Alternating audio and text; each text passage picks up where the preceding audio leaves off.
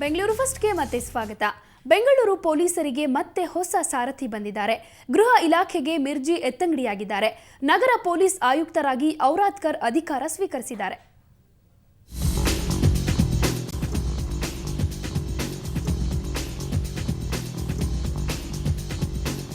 ಬೆಂಗಳೂರಿನ ಪೊಲೀಸ್ ಆಯುಕ್ತರ ಹುದ್ದೆ ಮತ್ತೆ ಬದಲಾಗಿದೆ. ಕಮಿಷನರ್ ಆಗಿದ್ದ ಜ್ಯೋತಿ ಪ್ರಕಾಶ್ ಮಿರ್ಜಿ ಎತ್ತಂಗಡಿಯಾಗಿದ್ದಾರೆ. ಗೃಹ ಇಲಾಖೆಯ ಪ್ರಧಾನ ಕಾರ್ಯದರ್ಶಿಯಾಗಿದ್ದ ರಾಘವೇಂದ್ರ ಔರಾದ್ಕರ್ ನೂತನ ಪೊಲೀಸ್ ಕಮಿಷನರ್ ಆಗಿ ಇವತ್ತು ಅಧಿಕಾರ ಸ್ವೀಕರಿಸಿದ್ರು.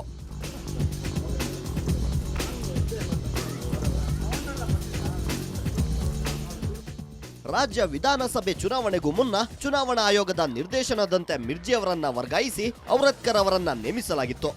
ಇದನ್ನು ಪ್ರಶ್ನಿಸಿ ಕಾನೂನು ಸಮರ ನಡೆಸಿದ್ದ ಮಿರ್ಜಿ ಮತ್ತೆ ಆಯುಕ್ತರಾಗಿ ಮುಂದುವರೆದಿದ್ರು. ಇದೀಗ ಕಾಂಗ್ರೆಸ್ ಸರ್ಕಾರ ಮತ್ತೆ ರಾಘವೇಂದ್ರ ಔರಾದ್ಕರ್ ಅವರನ್ನೇ ಆಯುಕ್ತರನ್ನಾಗಿ ನೇಮಿಸಿದೆ. ಚುನಾವಣಾ ಪೂರ್ವದಲ್ಲಿ ಮಿರ್ಜಿ ಬಿಜೆಪಿ ಪರ ಕೆಲಸ ಮಾಡುತ್ತಿದ್ದಾರೆ ಎಂಬ ಮಾತು ಕೇಳಿಬಂದಿತ್ತು. ಈ ಹಿನ್ನೆಲೆಯಲ್ಲಿ ಮಿರ್ಜಿ ಅವರನ್ನ ಎತ್ತಂಗಡಿ ಮಾಡಲು ಚುನಾವಣಾ ಆಯೋಗ ಶಿಫಾರಸು ಮಾಡಿತ್ತು. ಬಳಿಕ ಕಾನೂನು ಸಮರ ನಡೆಸಿದ್ದ ಮಿರ್ಜಿ 45 ದಿನಗಳ ಬಳಿಕ ಅದೇ ಸ್ಥಾನದಲ್ಲಿ ಮುಂದುವರೆದಿದ್ರು. ಕಾಂಗ್ರೆಸ್ ಸರ್ಕಾರ ಮಿರ್ಜಿಗೆ ಟಾಂಗ್ ನೀಡಿ ಔರಾದ್ಕರ್ ಅವರನ್ನ ಆಯುಕ್ತರನ್ನಾಗಿ ನೇಮಿಸಿದೆ ಎನ್ನಲಾಗಿದೆ. ಅಂದ ಹಾಗೆ ಮಿರ್ಜಿ ಅಧಿಕಾರಾವಧಿ ನವೆಂಬರ್ಗೆ ಮುಗಿಯಲಿದೆ. ಆದ್ರೂ ವರ್ಗಾವಣೆ ಮಾಡಿದ್ದು ಹಲವು ಅನುಮಾನಗಳಿಗೆ ಎಡೆ ಮಾಡಿಕೊಟ್ಟಿದೆ. ಈ ಬಗ್ಗೆ ಮಿರ್ಜಿ ಪ್ರತಿಕ್ರಿಯಿಸಿದ್ದು ಹೀಗೆ. ನಮ್ಮ 37 ವರ್ಷ 38 ವರ್ಷ ಸರ್ವಿಸಲ್ಲಿ ಬೇಕಾದಷ್ಟು ಟ್ರಾನ್ಸ್ಫರ್ ಆಗಿದೆ. ಅದೇ ರೀತಿ ಇಲ್ಲೂ ಟ್ರಾನ್ಸ್ಫರ್ ಆಗಿದೆ. ಮುಂದಿನ ಆದೇಶ ಸರ್ಕಾರ ಏನು ಆದೇಶ ಕೊಟ್ಟಿದೆ ಅಲ್ಲಿ ಹೋಗಿ ಕೆಲಸ ಮಾಡ್ತೇವೆ. ಇಲ್ಲ ಆಸೆ ಏನಿಲ್ಲ, ಯಾವುದಕ್ಕೂ ಆಸೆ ಪಡೋದಿಲ್ಲ. ಯಾವ್ದು ಕೆಲಸ ಕೊಡ್ತಾರೋ ಅದನ್ನು ಕೆಲಸ ಮಾಡ್ತೀವಿ. ಇಲ್ಲಾದ್ರೇನು ಅಲ್ಲಾದ್ರೂ ಎಲ್ಲ ಕೆಲಸನೂ ಒಂದೇ. ಆಯುಕ್ತರಾಗಿದ್ದ ಮಿರ್ಜಿ ಈಗ ಗೃಹ ಇಲಾಖೆ ಪ್ರಧಾನ ಕಾರ್ಯದರ್ಶಿಯಾಗಿದ್ದಾರೆ. ಮಿರ್ಜಿಗೆ ಕಾನೂನು ಸಮರ ನಡೆಸೋ ಅವಕಾಶ ಕಡಿಮೆ ಇದೆ. ಹೀಗಾಗಿ 2 ವರ್ಷ ಔರಾದ್ಕರ್ ಅವರ ಬೆಂಗಳೂರು ಕಮಿಷನರ್ ಆಗಿ ಮುಂದುವರಿಯೋ ಸಾಧ್ಯತೆ ಇದೆ. ಬೆಂಗಳೂರಿನಿಂದ ಕ್ಯಾಮ್ರಾ ಪರ್ಸನ್ ಸತೀಶ್ ಜೊತೆ ರವಿಕುಮಾರ್, ಸುವರ್ಣ news.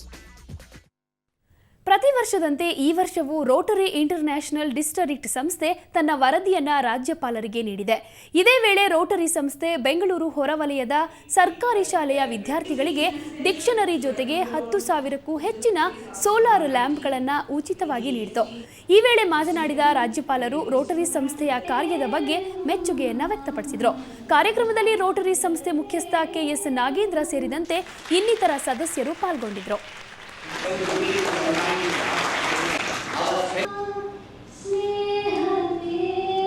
Continue their education.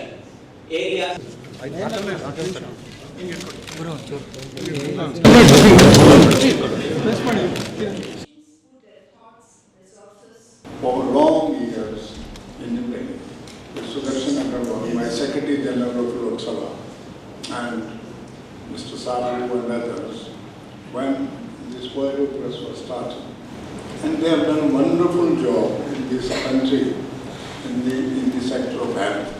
Today, there is total eradication of the poetry program.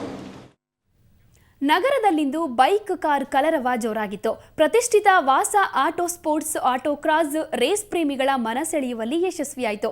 ಆ ರೇಸ್ನ ಝಲಕ್ ನೋಡ್ತಾ ಇವತ್ತಿನ ಬೆಂಗಳೂರು ಫಸ್ಟ್ ಅನ್ನ ಮುಗಿಸ್ತಾ ಇದ್ದೀವಿ. ನೇರ ದಿಟ್ಟ ನಿರಂತರ ಸುದ್ದಿಗಾಗಿ ನೋಡ್ತಾ ಇರಿ ಸುವರ್ಣ ನ್ಯೂಸ್.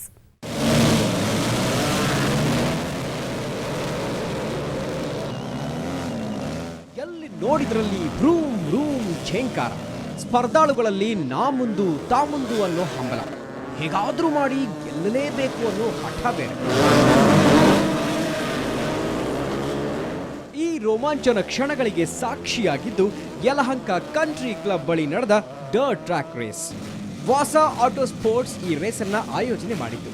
ರಾಜ್ಯದ ಪ್ರತಿಭಾನ್ವಿತ ರೇಸ್ ಪಟುಗಳು ಇದರಲ್ಲಿ ಭಾಗವಹಿಸಿದ್ರು. ಬೈಕ್ ಹಾಗೂ ಕಾರ್ಗಳ ಅದ್ಭುತ ವೇಗಕ್ಕೆ ಜನ ಮೂಕ ವಿಸ್ಮಿತರಾದರು.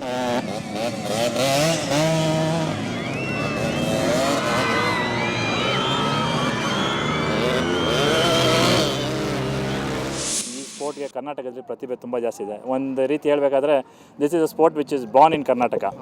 ಸೊ ಅದನ್ನು ಈ ಕ್ರೀಡೆಗೆ ತುಂಬ ಜಾಸ್ತಿ ಪ್ರಾವಿಷನ್ ಇರೋದ್ರಿಂದ ಇದನ್ನು ನಾವು ಗ್ರಾಸ್ ರೂಟ್ ಲೆವೆಲ್ ನೋಡಿದ್ರೆ ಬ್ಯಾಂಗ್ಳೂರು ಬಿಟ್ಟು ಬೇರೆ ಡಿಸ್ಟ್ರಿಕ್ಟಲ್ಲಿ ಇದಕ್ಕೆ ತುಂಬ ಜಾಸ್ತಿ ಪ್ರಾವಿಷನ್ ಇದೆ. ಅದಕ್ಕೆ ನಾವು ಶಿವಮೊಗ್ಗ, ಚಿಕ್ಕಮಗಳೂರು, ಧಾರವಾಡ ಇಂಥ ಕಡೆಲ್ಲ ನಾವು ನಡೆಸಿಬಿಟ್ಟು ಇದನ್ನು ನಾವು ಕಾರ್ಯಕ್ರಮ ನೆಟ್ಕೊಂಡಿದ್ದೀವಿ.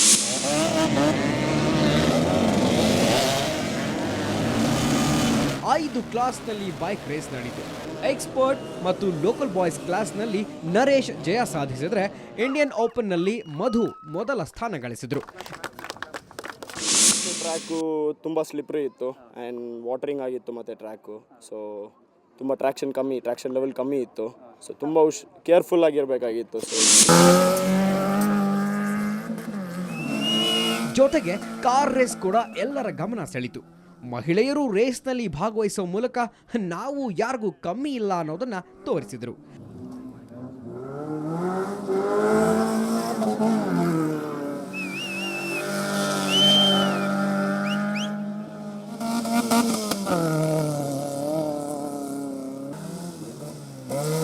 ಬೆಂಗಳೂರಿನಿಂದ ಕ್ಯಾಮರಾಮ್ಯಾನ್ ಚಂದ್ರು ಜೊತೆ ರವಿ ಎಸ್, ಸುವರ್ಣ ನ್ಯೂಸ್.